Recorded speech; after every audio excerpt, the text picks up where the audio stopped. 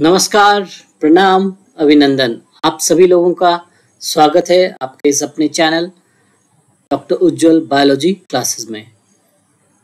हम लोग blood groups पढ़ रहे हैं। प्रीवियस क्लास में हम लोगों ने एबीओ ब्लड ग्रुप सिस्टम के बारे में पढ़ा था। इस बार हम लोग आरएच ब्लड ग्रुप के बारे में पढ़ेंगे। आरएच ब्लड ग्रुप क्या है, इसके बारे में हम लोग आज डिस्कशन करते हैं। प्रीवियस क्लासेस में जैसा कि हम लोगों ने देखा था कि बहुत सारे एंटीजेंस प्रेजेंट होते हैं आरबीसीज के ऊपर, आरबीसीज के सेल्स के ऊपर। ठीक है, तो इसके बारे में हम लोगों ने जाना कि जो फेमस है एबीओ और इसके बाद क्या होता है आरएच एंटीजन। ठीक है, फिर सर बोले अरे आज sir quote of the day छूट गया। चलिए एक मिनट।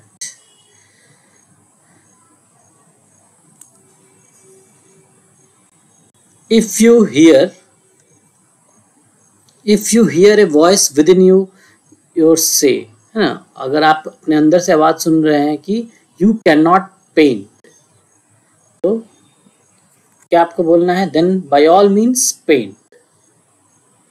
ऐसा आवाज सुन रहा है कि you can not paint, then by all means you have to paint and the voice will be silenced. मतलब कि अगर अंदर आपके कुछ आवाज आ रहा है आपके अगेंस्ट जाने के लिए, तो बट आप वो काम करिए तो आप उस काम में सक्सेस हो जाएंगे, सफलता हासिल करेंगे। ठीक है, तो स्टूडेंट्स है ना, तो आप लोग स्टडी करिए ना, सफलता जरूर मिलेगी ना। कितनी भी नेगेटिविटी कुछ भी हो अपने अंदर आए तो बट उसे साइलेंस कर देना है। चलिए इसी प्रोत्साहन भरे शब्दों के साथ शुरू करते हैं। और क्या है? Various antigens on the RBC के सेल सरफेस, है ना, जो सेल मेम्ब्रेन का जो सरफेस है जिसको डोनेंस मेम्ब्रेन भी बोलते हैं। इनमें दो इंपॉर्टेंट ग्रुप्स प्रेजेंट होते हैं जिसपे बेसिस पे हम लोगों का ब्लड ग्रुप सिस्टम निर्धारित है। एक तो आरएच, एक एबीओ है और दूसरा क्या है आरएच। तो आज हम लोग आरएच ब्लड ग्रुप के बारे में पढ़ेंगे। एबीओ के बारे में हम लोगों ने प्रीवियस क्लास में पढ़ा था। जैसे कि ए ब्लड ग्रुप है तो उसके पास ए एंटीजन प्रेजेंट होता है और एंटीबॉडी कौन सा होगा? बी वाला, B antibody. Similarly B blood group वाले के पास बी एंटीजन होगा और एंटीबॉडी कौन सा होगा उसके पास? Anti A antibody. और ए बी ब्लड ग्रुप जिनका है उनके पास एंटीजेंस कौन से होंगे? दोनों एंटीजन, एंटीजन ए और एंटीजन बी, और इनके पास कोई भी एंटीबॉडी नहीं होगा इनके प्लाज्मा में। ठीक है, फिर उसी तरह blood type O blood group में क्या था कि इनके अंदर कुछ नहीं है ना, एंटीजेंस उनके मेम्ब्रेन के ऊपर कुछ नहीं है, ना ही ए है ना ही बी है। ठीक है, तो ए और बी नहीं है तो इनके प्लाज्मा में क्या है? दोनों एंटीबॉडीज प्रेजेंट होंगे। ठीक है, सिमिलरली हम लोग आरएच के बारे देखेंगे। ठीक है, आरएच ब्लड ग्रुप अगर प्रेजेंट है तो क्या बोलेंगे? RH positive. नहीं प्रेजेंट है तो क्या बोलेंगे? RH negative. और इसमें एंटीबॉडीज जनरली नहीं बनता है जैसे कि एबीओ ग्रुप में होता है। ठीक है, चलिए शुरू करते हैं। क्या है? After the ABO group it is the most likely to be involve in the transfusion reaction. तो इसके पास बहुत ही है ना इंपॉर्टेंट है, जो भी ब्लड को ट्रांसफर करना है, इसलिए इसके डोनेट करना है, इसमें कुछ डालना है, ट्रीटमेंट में चाहिए, तो ये बहुत काम आता है आरएच सिस्टम ना। जो आपका पढ़ते हैं ना, मेरा ब्लड ग्रुप क्या है? बी पॉजिटिव, है ना, A positive, A B positive ना, ऐसा बोलते हैं ना। तो B positive, B positive, B positive पर तो मूवी भी है ना, जो नो एंट्री वाली है ना, अनिल कपूर साहब बोलते रहते हैं ना, always be positive, B positive. इतना बी पॉजिटिव क्यों बोलते हैं? क्योंकि मेरा ब्लड ग्रुप बी पॉजिटिव है। ठीक है, तो ये पॉजिटिव वर्ड जो आता है और नेगेटिव वर्ड जो आएगा वो आरएच से रिलेटेड है, आरएच फैक्टर। 80% लोगों में ये आरएच फैक्टर प्रेजेंट होता है। ठीक है, आरएच का फुल फॉर्म क्या होता है? Rhesus factor. रीसस मंकी में ये पहले डिस्कवर हुआ था तो वहीं से इसका वर्ड आया है। और लोकेशन, अगर जीन की बात करें कहाँ पे इसका लोकेशन बनता है, ये क्रोमोसोम नंबर 1 जब आरबीसी बनता है उसका इरिथ्रोब्लास्ट होता है सेल, इरिथ्रोब्लास्ट में वो वहाँ पर बनता है। ठीक है, क्रोमोसोम नंबर 1 वहाँ पे जीन्स लोकेटेड होते हैं, वहाँ से ये प्रोटीन वहाँ पे बनेगा तो वहाँ से ये एंटीजन वहीं बनेगा। ठीक है, क्रोमोसोम नंबर 1 याद रखना। एबीओ में लोकेशन क्या होता है? Chromosome number 9। ठीक है, इसमें आरएच वाले में क्या होता है? Chromosome number 1। ओके, फिर डिस्कवरी की बात करें तो जो कार्ल एंड स्टीनर थे ब्लड का जो किए थे वही है ना, और उनका मदद कौन किए थे, अलेक्जेंडर वीनर। 1937 की बात है। रीशस मंकी, जो मंकी हमारे पाए जाते हैं ना, जो देखते होंगे यहाँ ना आसपास, जो लाल मुंह वाला जो बंदर होता है, उसको उसके अंदर स्टडी करते रहते थे हम लोग, जानते रहते, क्योंकि इसका हम लोग का थोड़ा सिमिलर है ना, मंकीज और एप्स का तो और ज़्यादा सिमिलर होता है। तो स्टडी करते रहते थे उनके ब्लड के बारे, तो उसमें एंटीजन ऐसा दिखा, उसको क्या नाम दे दिया, रीसस मंकी के आरबीसी में नाम देखा तो उसको उस एंटीजन का क्या नाम दे दिया, रीसस फैक्टर। ठीक है, और रीसस इतना फेमस हो गया कि जितने लोग जानते थे आसपास, जो भी साइंटिस्ट वाइंटिस्ट है, देश विदेश में सब जगह यही फैल गया, तो सब लोग ये RH वर्ड यूज करते गए। बट बाद में देखा गया, डिस्कवर किया गया, पता लगा कि हमारा जो एंटीजन होता है RH एंटीजन, हमारे आरबीसीज और WBC जो आरबीसीज मंकी के, दोनों के डिफरेंट है ना, दोनों का एंटीजन का स्ट्रक्चर दोनों का डिफरेंट है, तो सिमिलर नहीं है। तो एक्चुअली में ये वर्ड की बात करें तो ये करेक्ट वर्ड नहीं यूज होता है ना, Rhesus word is not correct, because Rhesus monkey से रिलेटेड है, हम लोग का ह्यूमन से रिलेटेड होना चाहिए था, है ना। होमोसेपियंस से रिलेटेड कोई ब्लड ग्रुपिंग का नाम दे देते। ठीक है, RH एंटीजन, चलिए नाम तो याद कर, यहाँ क्या है, RH। ठीक है, RH एंटीजन जो पूरा स्ट्रक्चर होता है ना, वो ये ऐसा, ये स्ट्रक्चर देखिए, ये RH है, इसके कॉम्प्लेक्स स्ट्रक्चर होता है। ये आरबीसी का सेल मेम्ब्रेन है, आरबीसी का बायोलिपिड मेम्ब्रेन होता है ना, सब प्लाज्मा मेम्ब्रेन। तो इसमें बहुत सारे ये कॉम्प्लेक्स स्ट्रक्चर है, तो इसमें बहुत सारे एंटीजन्स प्रेजेंट होते हैं, छोटे छोटे बहुत सारे 49 एंटीजन। इनमें सबसे वेरियस टाइप्स के, इनमें सबसे इंपॉर्टेंट क्या होता है, RHD, है ना। कुछ 5 एंटीजन तो इंपॉर्टेंट है, जैसे कि capital D, capital C, small c, capital E, small e, but है ना स्मॉल d नहीं होता है। सबसे इंपॉर्टेंट कौन होता है, RHD। तो अगर RH बोल रहे हैं, है ना, RH का ना, RH डिनोट क्या करता है, इसका मतलब कि RHD की ही बातें हो रही है, RH कैपिटल D की ही बातें हो रहे हैं। यानी कि अगर किसी को बोल रहे हैं RH पॉजिटिव है तो RHD पॉजिटिव है, या RHD अगर नहीं है तो RHD नेगेटिव है। ठीक है, तो ये आगे पीछे लग जाता है, RHD पॉजिटिव हो गया या फिर RHD नेगेटिव। ठीक है, ये दोनों होगा, RHD पॉजिटिव या फिर RHD नेगेटिव। ठीक है, और अगर A और B को इसको जोड़ दिए, ABO जो ग्रुप हम लोग पढ़े हैं, ABO सिस्टम जो होता है, ABO है ना, तो अगर A के साथ प्रेजेंट है ना, एक ब्लड ग्रुप है, सपोज A को 2 हो सकता है ना, एक A चाहे तो A के साथ RH प्रेजेंट होगा तो A+ बोल देंगे, अगर नहीं है तो A- बोल देंगे। सिमिलरली B है ना, B के साथ भी वैसा ही होगा, B+ हो जाएगा, B- हो जाएगा। तो इसी तरह देखते जाएंगे, तो 4 टाइप के ब्लड ग्रुप ABO में, तो टोटल कितने हो जाएंगे, 8 टाइप के। कितने हो जाएंगे, 8 टाइप के हो जाएंगे total blood groups, A positive, A-, B positive, B-, AB positive, A- और O पॉजिटिव, O-। तो ये सब सारे ग्रुप्स हो जाएंगे। ठीक है, इसमें याद रखिएगा कि देखिए कौन सा ग्रुप में सबसे कोई भी एंटीजन नहीं है ना, O-, है ना, O- के अंदर क्या है, O नेगेटिव है, मतलब RH तो इसमें नहीं होगा, और ऑलरेडी इसके पास A और B एंटीजन तो नहीं है, सफाचट एकदम संत आदमी है ना, तो ये किसी को परेशान नहीं करेगा।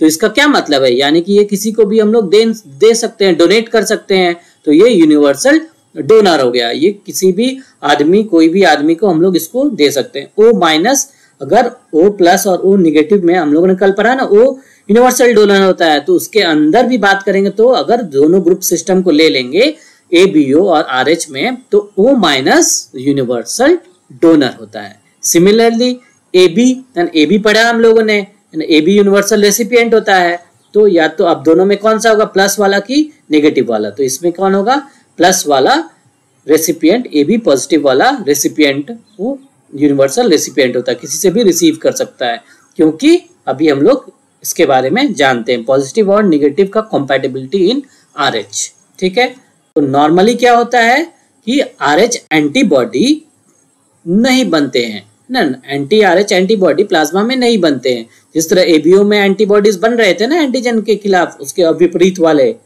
तो बट इसके अंदर ऐसा कुछ नहीं होगा।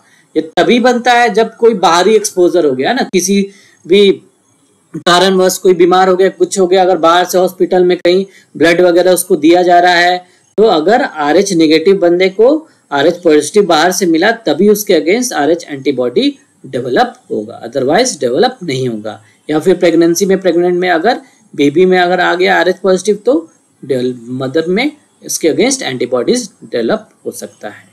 ठीक है, तो ये है फंडा, है ना। रेड कलर में देखिए जो लिखा हुआ है एकदम याद रखिएगा, क्या है RH negative person if expose to RH positive blood will form RH negative anti RH antibodies.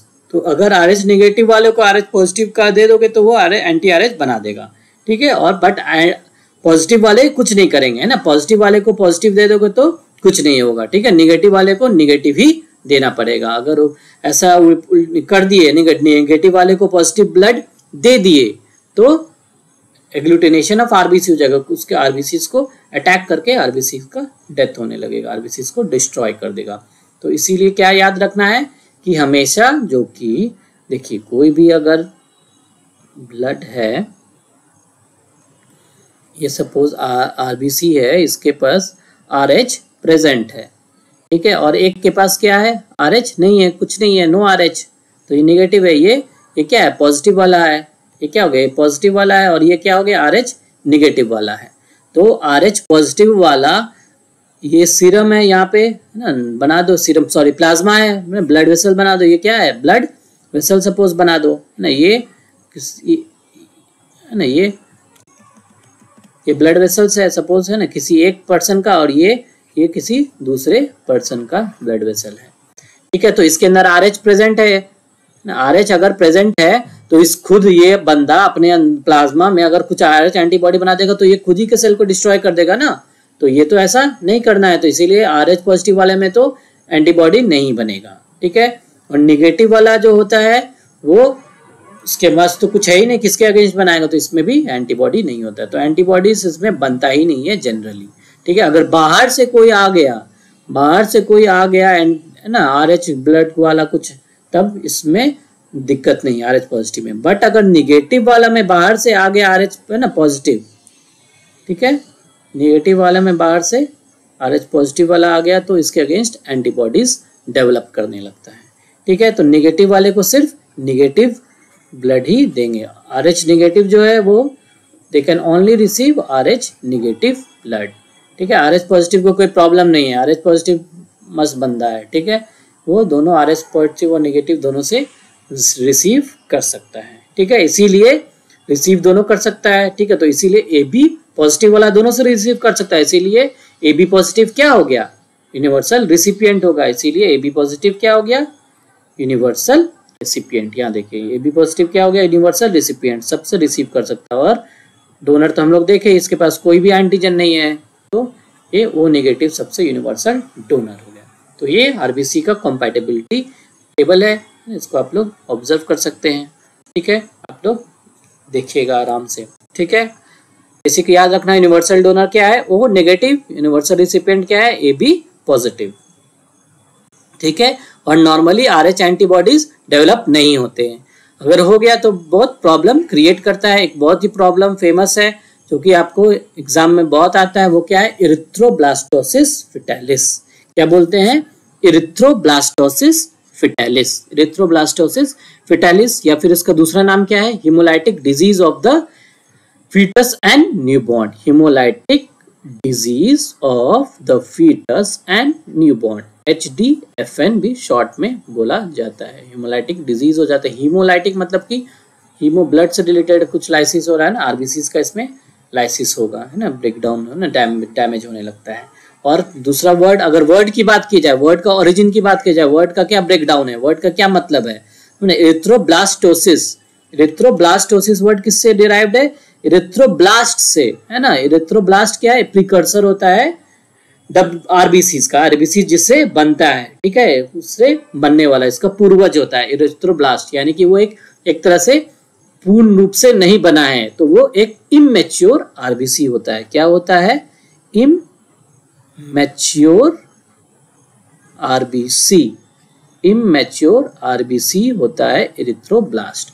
तो उसी का बहुत संख्या बढ़ जाता है, तो इरिथ्रोब्लास्टोसिस बोलते हैं। और फिटेलिस वर्ड किससे, फीटस से रिलेटेड है। फीटस जो है ना, फीटस किसको बोलते हैं, जो ना जो बेबी जो जन्म अंदर ले रहा है उसको क्या बोलते हैं, यूट्रस में जो जन्म ले रहा है उसको क्या बोलते हैं, फीटस। ठीक है ना, अप टू 8 मंथ्स, ऐसे ही जान लीजिए। ठीक है, up to 8 weeks generally word क्या यूज होता है, एम्ब्रियो। क्या वर्ड यूज करते हैं, एम्ब्रियो वर्ड यूज करते हैं। ठीक है, फिर 8 वीक से लेके जो पूरा 9 है ना, 9 मंथ जब हो गया है ना, तो 9 मंथ 8 वीक से है ना, 8 वीक है ये W, 8 वीक से 9 मंथ तक कौन सा वर्ड यूज करेंगे, फीटस।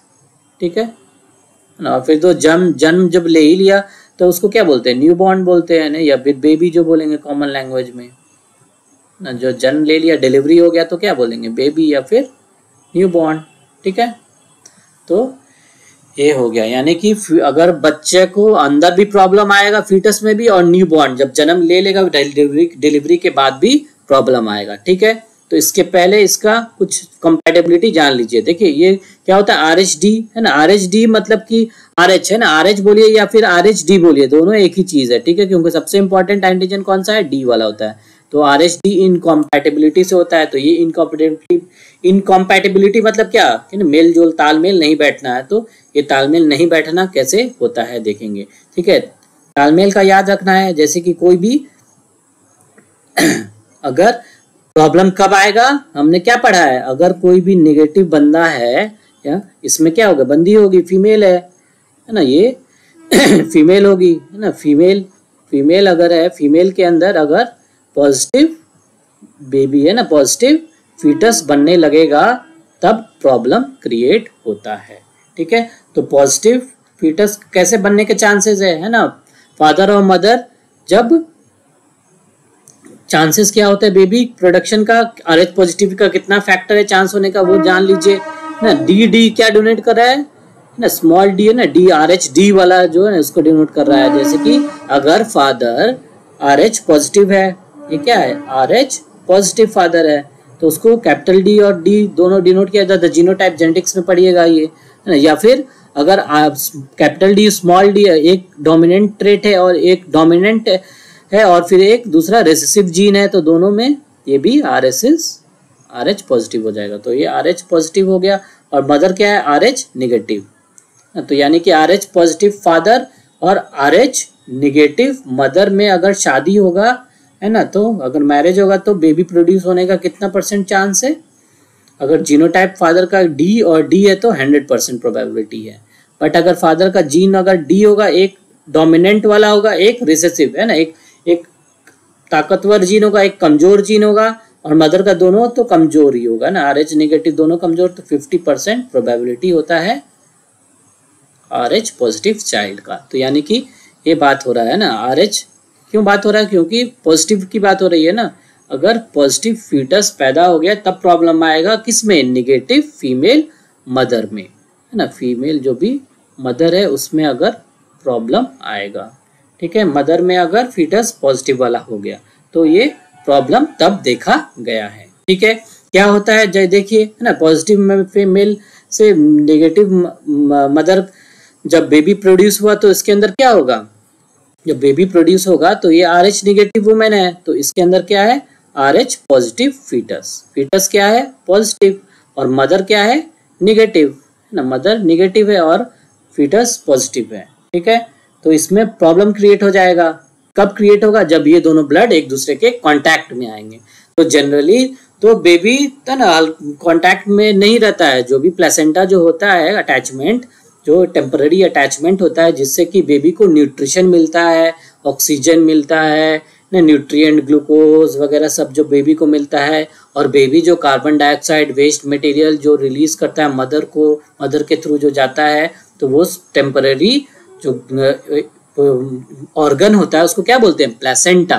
ठीक है, प्लेसेंटा एक ऑर्गन होता है जो कि टेम्पररी प्रेगनेंसी में प्रेजेंट होता है, attachment between the mother and the fetus. ठीक है, तो ये दोनों इस एक ऐसा ऑर्गन होता है जिसके अंदर दोनों जनरेशन के टिश्यूज प्रेजेंट है, एक मदर वाला एक फीटस वाला, तो एक बच्चे का और एक मदर का टिश्यूज उसमें प्रेजेंट होता है, बट वो दोनों कभी भी डायरेक्ट कांटेक्ट में नहीं आते हैं, डायरेक्ट जैसे कांटेक्ट में नहीं आते हैं ना। ब्लड वेसल्स मान लीजिए मदर का है ना, फीटस का ये, तो ये डायरेक्ट कांटेक्ट में नहीं आते, ये सेपरेटेड होते हैं। बीच में एक सेपरेशन होता है जिसको कि कोरियन बोलते हैं, ठीक है।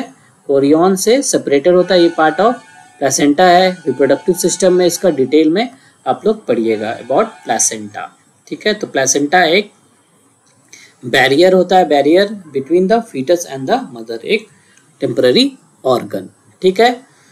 तो ये सेपरेटेड होता है, बट जनरली तो डिलीवरी 9 मंथ्स की डिलीवरी जो पीरियड है प्रेगनेंसी का, तो उसमें कोई प्रॉब्लम नहीं आएगा, है ना। अगर ज़्यादा बहुत थोड़ा बहुत मूवमेंट भी हुआ, अगर ब्लड में भी अगर गया, तो बहुत कम चांसेस है कि एंटीबॉडीज डेवलप हो गई, क्योंकि बहुत कम ब्लड बेबी का उसके अंदर जाएगा, तो उसके अगेंस्ट एंटीबॉडी डेवलप होने का बहुत ही कम चांस है, तो उतना प्रॉब्लम नहीं आएगा। बट डिलीवरी के टाइम ना, डिलीवरी के टाइम प्रॉब्लम आता है ना। 9 मंथ्स तक तो ठीक है, फिर डिलीवरी के टाइम प्रॉब्लम क्यों आएगा? क्योंकि बहुत ज़्यादा चांसेस है कि जब ये प्लेसेंटा के आसपास है ना टीयर हो जाता है, तो कोरियन अगर ब्रेक हो गया, कोरियन में अगर ब्रेक लग गया, तो ये ब्लड, कुछ ब्लड है ना, कुछ ब्लड के ड्रॉप्स बेबी का किसके अंदर चला जाएगा? फीटस के अंदर, फीटस के अंदर जा सकता है। ये देखिए है ना, कुछ बेबी का ब्लड फिर ना मदर के अंदर जा सकता है।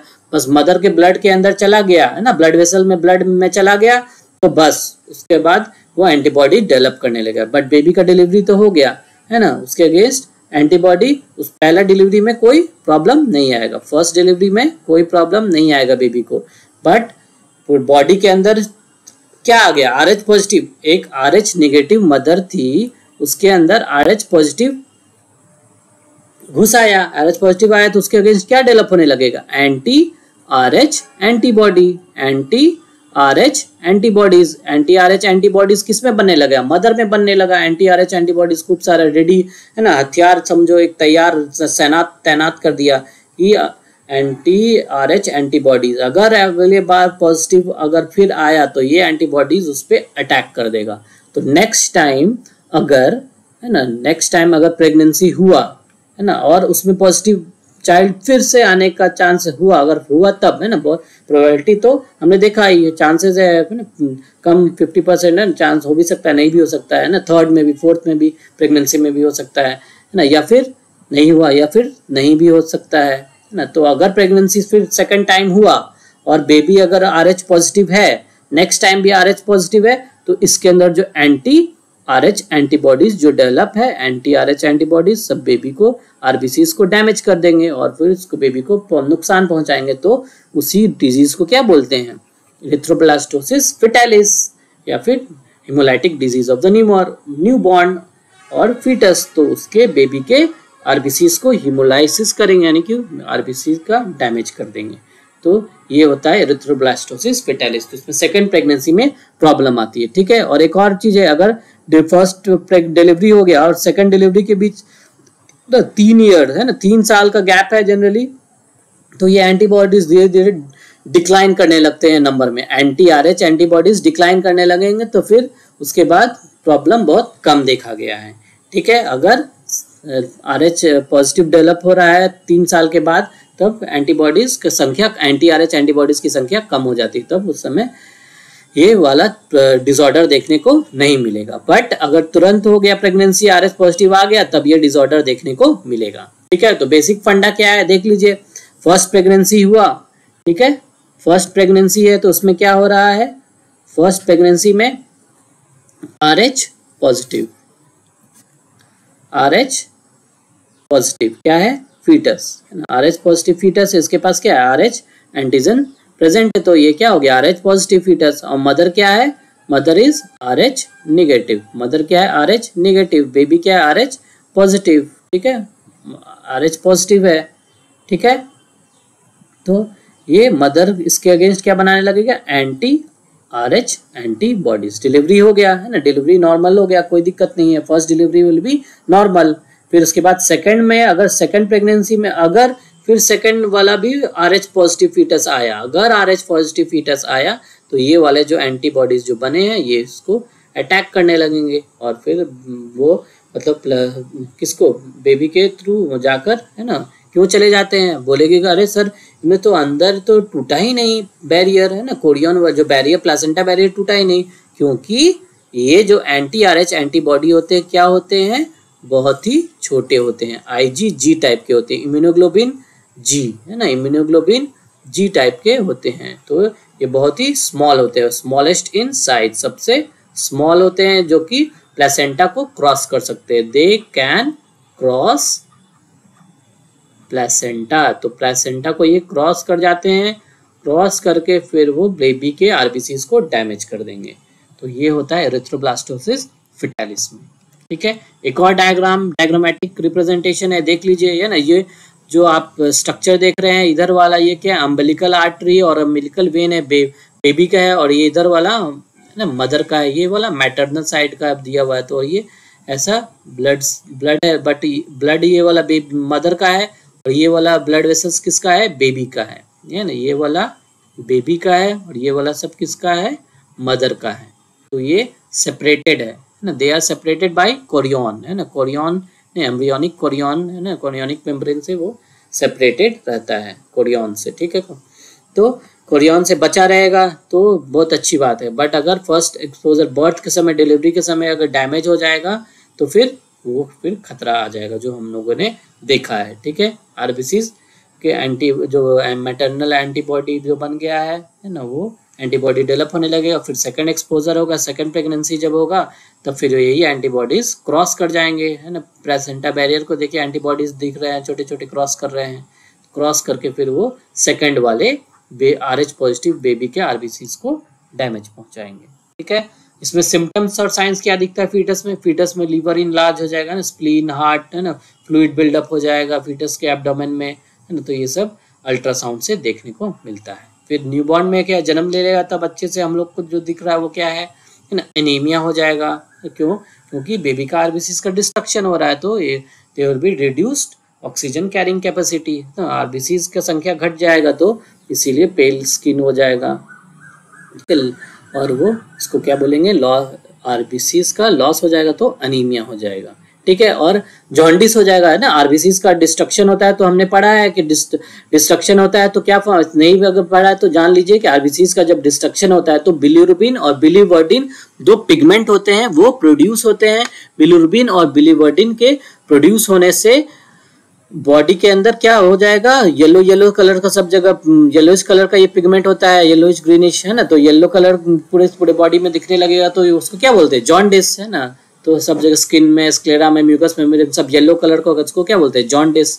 और ज्यादा है ना जॉन्डिस हो गया तो ब्रेन भी डैमेज हो जाएगा ना, ज्यादा अगर बिलिरुबिन का डेवलपमेंट हो जाता है, कलेक्शन हो जाता है, तो उसको क्या बोलते हैं, जॉन्डिस। उसको क्या एक टर्म होता है, कर्निक टेरस, है ना, कर्निक टेरस, उसमें क्या हो जाता है, ब्रेन डैमेज हो जाता है, ब्रेन डैमेज हो गया तो फिर बेबी का डेथ भी हो सकता है।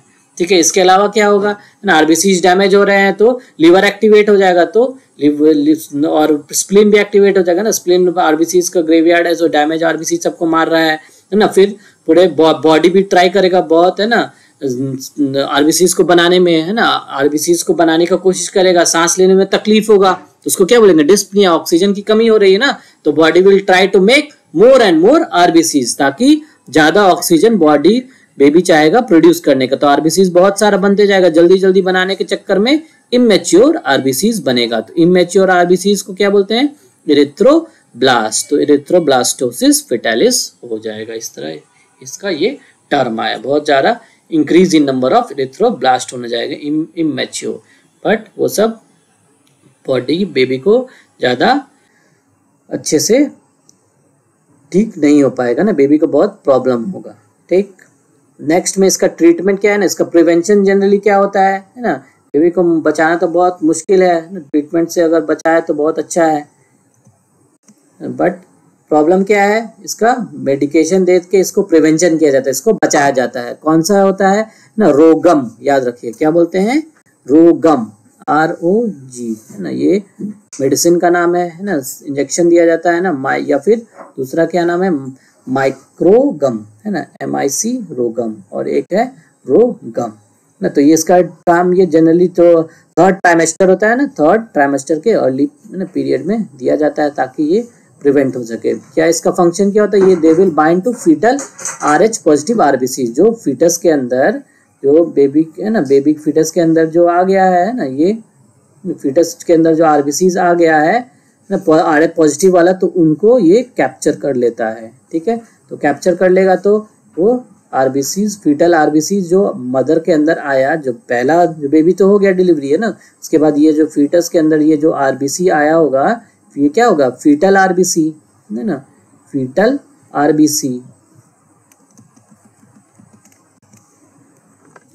ठीक है, ये क्या है, फीटल आरबीसी। फीटल आरबीसी किस में आया है ना, मदर के बॉडी में आया ना, तो मदर के बॉडी में इंजेक्शन दिया जा रहा है, तो फीटल आरबीसी को ये कैप्चर कर लेता है। फीटल आरबीसी को कैप्चर कर लेगा ना, एक लेयर कवरिंग बना देता है, तो ये उस बॉडी फिर इसको रिकॉग्नाइज कर लेता है कि ये अपना आरबीसी नहीं है, तो फिर इसको ग्रेवयार्ड ऑफ आरबीसी का है स्प्लीन, तो इसको स्प्लीन में ले जाके इसको डैमेज कर दिया जाता है।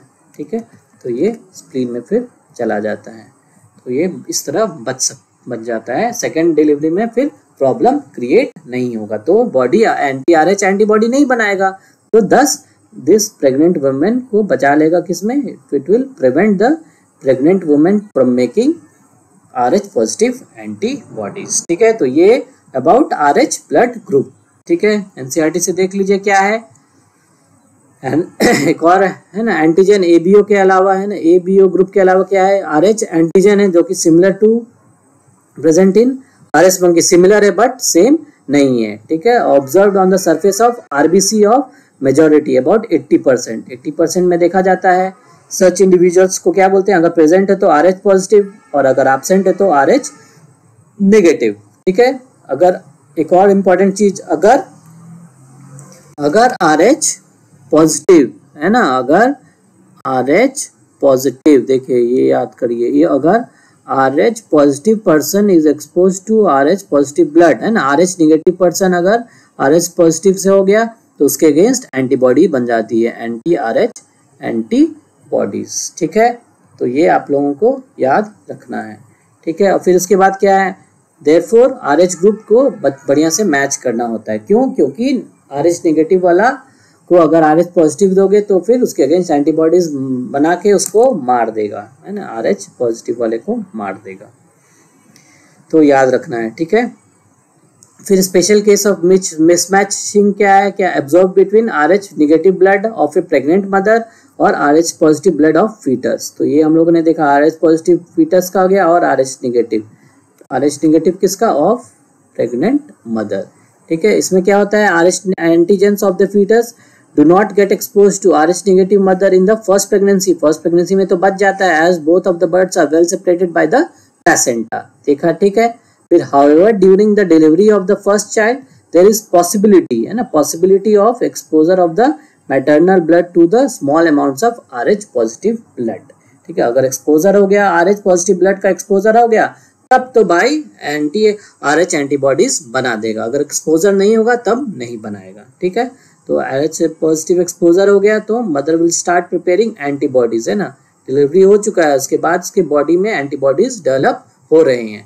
ठीक है, तो सब्सिक्वेंट प्रेगनेंसी में अगर RH पॉजिटिव बेबी आया तब फिर प्रॉब्लम आएगा, तो क्या होगा, तो RH antibodies from mother can leak into the blood of RH positive and destroy the fetal RBCs। अगर सेकेंड टाइम भी RH पॉजिटिव फीटस हुआ तभी डिस्ट्रॉय होगा। ठीक है, और this could be fatal to the fetus, है ना, डेथ हो सकता है, एंड कुछ कॉज सीवियर एनीमिया, है ना, एनीमिया होगा, जॉन्डिस हो जाएगा बेबी को। ठीक है, इस कंडीशन को क्या बोलते हैं, एरिथ्रोब्लास्टोसिस फेटालिस, और this can be avoided by administering anti-RH antibodies. तो anti-RH एंटीबॉडीज जैसे कि रोगम दे दो मदर को तो बच जाएगा। ठीक है, चलिए, ठीक है ना, तो फर्स्ट वाला में तो दिक्कत नहीं होगा, सेकंड प्रेगनेंसी को बचाने के लिए वो इंजेक्शन दिया जाता है। ठीक है, अब क्या है, कुछ जान लीजिए about golden blood group. Golden blood group क्या है, it is one of the world's rarest, है ना, जिसको बोला जाता है RH नल। इसके अंदर जो हमने पढ़ा ना 49 टाइप्स ऑफ एंटीजन होता है, इसके अंदर कोई भी कुछ नहीं प्रेजेंट होता है, तो पूरे वर्ल्ड में ऑलमोस्ट बस 43 लोग हैं जिनके पास ये ऐसा ब्लड ग्रुप प्रेजेंट है, तो इसीलिए उनको क्या बोलते हैं, गोल्डन ब्लड। गोल्डन ब्लड मतलब कि गोल्डन कलर का ब्लड नहीं है, गोल्डन इसलिए क्योंकि वो बहुत रेयर है, स्कार्स कंडीशन है, बहुत कम लोगों में, पूरे वर्ल्ड में सोचिए सिर्फ 43, तो इसीलिए इसको नाम क्या दे दिया, गोल्डन ब्लड। तो ऐसे लोगों को कुछ प्रॉब्लम होगा तो बहुत दिक्कत होगा ब्लड डोनेशन, ब्लड ट्रांसफ्यूजन का अरेंज करने में, ठीक है। और इन लोगों में कुछ प्रॉब्लम भी देखने को मिलता है, आरबीसीज के सेल मेम्ब्रेन पे डिफेक्ट होता है, जिसके कारण उनमें हेमोलाइटिक एनीमिया भी हो सकता है, ठीक है। 43 लोगों में देखा गया है ना, और एक्टिव डोनर तो उनमें से सिर्फ 9 ही लोग तैयार हुए होंगे डोनर के लिए, ठीक है। अगर ये मेडिकल पर्पस के लिए तो बहुत अट्रैक्टिव है ना, मेडिकल पर्पस साइंटिस्ट लोग के लिए एक्सपेरिमेंट वगैरह करने के लिए बहुत अच्छा है, बट ये इतना स्कार्स है ना, तो इसीलिए एक्सपेंसिव भी है इसको ट्रांसपोर्ट करना, ट्रांसफ्यूज करना सब में देने के लिए। तो ये आप लोग एक पॉइंट याद रखिएगा अबाउट गोल्डन ब्लड ग्रुप। इनमें कोई सा भी आरएचडी तो सबसे पढ़ा ना, आरएचडी सबसे इंपॉर्टेंट है ना, सी ये सब ऐसा सी है ना, ई ऐसा प्रेजेंट होता है, तो उसके अंदर कोई भी एंटीजन एकदम नल है ना, आरएच नल, इसीलिए, या फिर गोल्डन ब्लड ग्रुप। फिर दूसरा क्या है, बॉम्बे ब्लड ग्रुप ना। बॉम्बे ब्लड ग्रुप क्या है उसके बारे में हम लोग अभी जानते हैं। तो हम लोग बॉम्बे ब्लड ग्रुप के बारे में पढ़ रहे हैं। बॉम्बे ब्लड ग्रुप क्या है, it is the rare type of blood जो मुंबई में पाया गया था, पहले नाम बॉम्बे था, तो इसीलिए बॉम्बे ब्लड ग्रुप बोला जाता है, ठीक है। It was discovered in 1952 by doctor Y M. Bhende, ठीक है।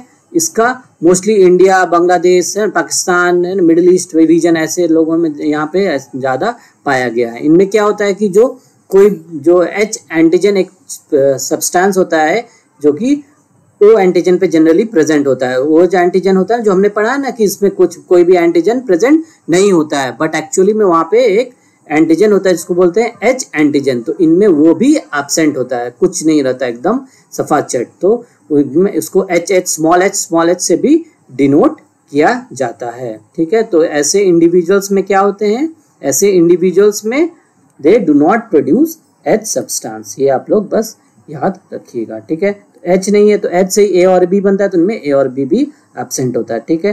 अगर इसके बारे में है ना, ये इसको डिनोट क्या करते हैं, एच और एच से, ठीक है। जिसका जेनेटिक्स थोड़ा सा समझ लीजिए, एबीओ का जेनेटिक याद रखना है कि क्रोमोसोम नंबर 9 पे प्रेजेंट होता है। क्रोमोसोम नंबर जो प्रेजेंट होता है ना हमारा जनरली क्या होता है, क्रोमोसोम नंबर 9 पे ना, आरएच वाला किस पे प्रेजेंट होता है, क्रोमोसोम नंबर 1 पे, बट न्यूक्लियस किसमें, आरबीसी में तो न्यूक्लियस होता ही नहीं, तो ये सब किससे डिसाइड होगा, इसके प्रीकर्सर है ना। जनरली इरिथ्रोब्लास्ट की अगर बात करें ना, इरिथ्रोब्लास्ट के ना सेल मेम्ब्रेन है, ठीक है। सेल मेम्ब्रेन के अंदर जो सेल है उसके अंदर जो क्रोमोसोम है उसका कोई लोकस है ना, उसको क्या बोलते हैं, ये लोकस को क्या बोलेंगे, क्रोमोसोम नंबर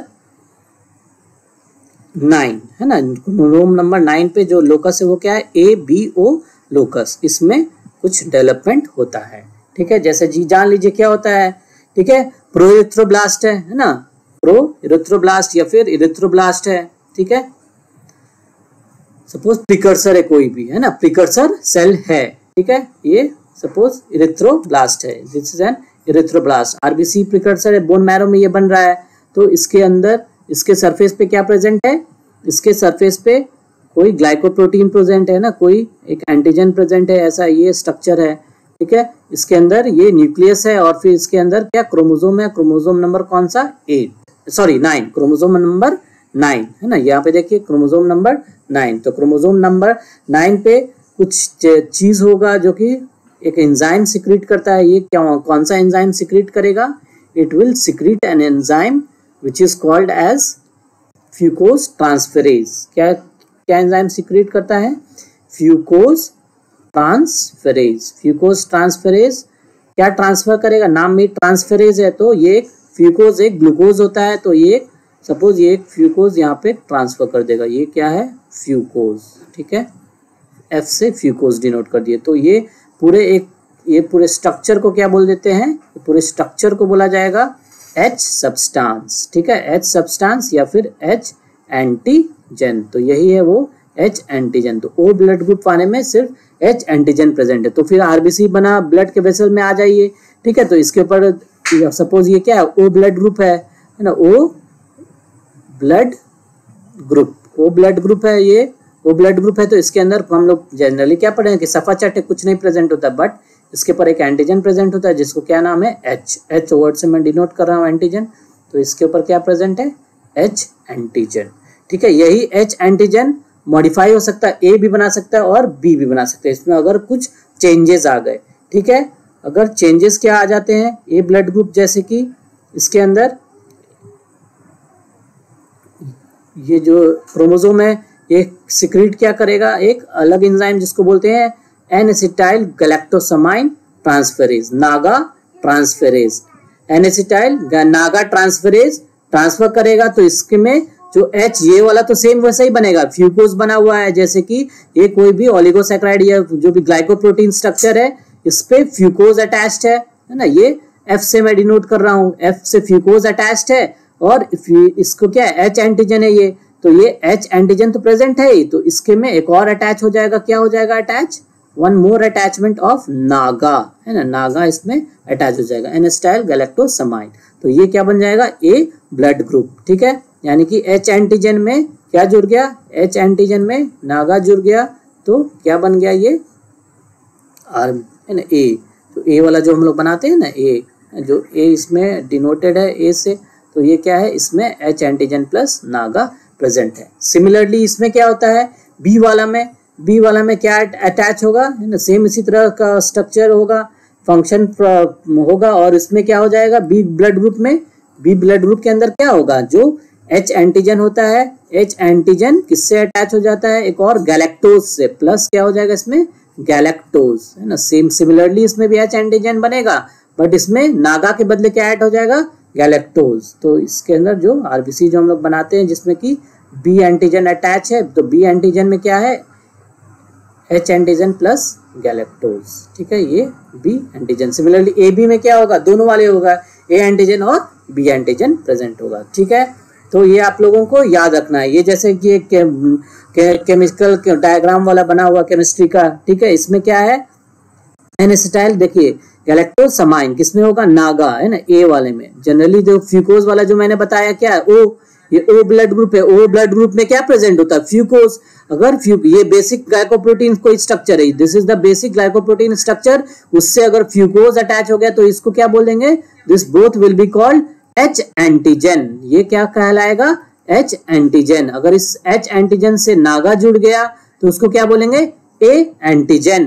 ठीक है, अगर इस एच एंटीजन है ना, एच, ये एच प्लस नागा हो गया। ठीक है, ये पूरा फ्यूकोज देखिए यहाँ पे है ही ना, यहाँ पे भी ये क्या फ्यूकोज है ही तो बेसिक ग्लाइकोप्रोटीन तो है ही और फ्यूकोज भी प्रेजेंट है, बेसिक ग्लाइकोप्रोटीन प्रेजेंट है और फ्यूकोज, इसके बदले क्या आ गया, नागा, और इसके बदले यहाँ पे क्या आ गया, गैलेक्टोज। अगर गैलेक्टोज आ गया तो क्या हो गया, ये बी वाला ग्रुप हो गया, तो ये बी हो गया। तो सिमिलरली ए बी में तो दोनों होगा, ए और बी वाला दोनों प्रेजेंट होगा। तो बस आपको इतना ही याद रखना है, ज्यादा नहीं, कि अगर सिर्फ एच एंटीजन प्रेजेंट है तो वो ओ होगा, अगर एच एंटीजन में नागा जुड़ गया तो वो क्या हो जाएगा, तो वो ए हो जाएगा। अगर एच एंटीजन में नागा वो जुड़ जाएगा, एन एसिटाइल गैलेक्टोसामाइल, तो क्या हो जाएगा, वो ए ब्लड ग्रुप। ठीक है, ए ब्लड ग्रुप, है ना, यानी कि ये एक तरह से देख बताओ तो ये क्या हो जाएगा, ये क्या बन जाएगा, ए एंटीजन। ये क्या बना जाएगा, ए एंटीजन। ठीक है, तो ए एंटीजन प्रेजेंट हो जाएगा आरबीसी के ऊपर। अगर एच एंटीजन में गैलेक्टोज जुड़ गया तो क्या बन जाएगा, बी एंटीजन। ठीक है, तो आरबीसी में क्या जुड़ जाएगा, बी एंटीजन आ जाएगा। और कुछ नहीं है ना, अगर एच एंटीजन में कुछ नहीं जुड़ा हुआ है तो वो क्या हो जाएगा, ओ एंटीजन। ठीक है, but exam point of view में बस इतना याद रखिए कि कोई भी आरबीसी का स्ट्रक्चर बनाया उस पर कोई भी एंटीजन नहीं है तो इसको क्या बोलना है, ओ ग्रुप। ठीक है, क्लास 11 और 12 के बेसिस पे इतना ही बस अभी याद रखिए एग्जाम पॉइंट ऑफ व्यू में। बट ये अगर क्वेश्चन आ गया तो याद रखना है कि ओ पे एच एंटीजन प्रेजेंट होता है। ठीक है, ये हुआ आज के लिए क्लास। चलिए कल फिर मिलते हैं एक नए लेक्चर के साथ। Thank you so much for watching the video. Please do like, comment and share the video with your friends. और हमारे चैनल डॉक्टर उज्जवल बायोलॉजी क्लासेस को जरूर सब्सक्राइब करिएगा एंड नोटिफिकेशन भी जरूर ऑन कर दीजिएगा। चलिए ठीक है, चलिए टाटा, बाय बाय।